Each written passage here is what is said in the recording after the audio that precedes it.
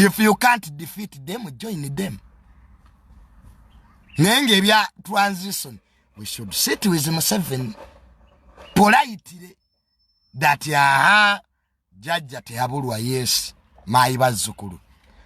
We are humbly requesting you to step aside. Humbly. Tuwulirize kyagamba. Naye mba mulese bano basenyonyi abazanyi ba matatu.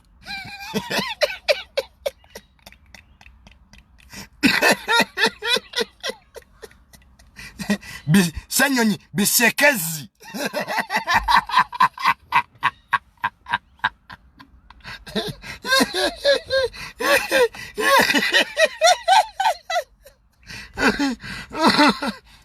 You people, I'm really sorry to laugh.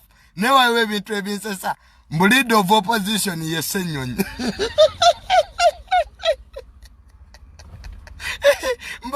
Senyonyi is going to remove Genome 7 from power. This is a generation joke. Oh my God.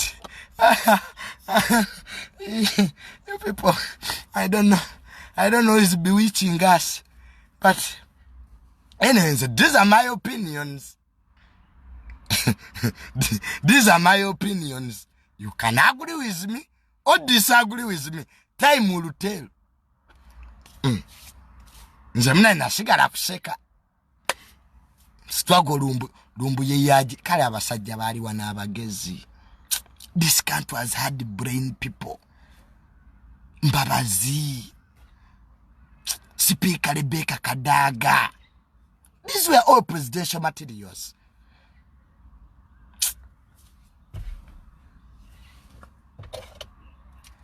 But now, look at where we are. The leader of opposition is Senyonyi. It's even laughable. Because it's a joke. What can Senyonyi do? A journalist. Which journalist has ever removed the general from power? Give me one.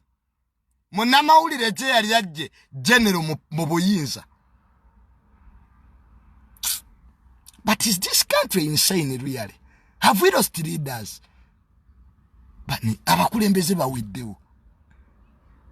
Before we get these jokers disguising themselves in the name of a political party. Are leaders done in this country so that Junior can come in?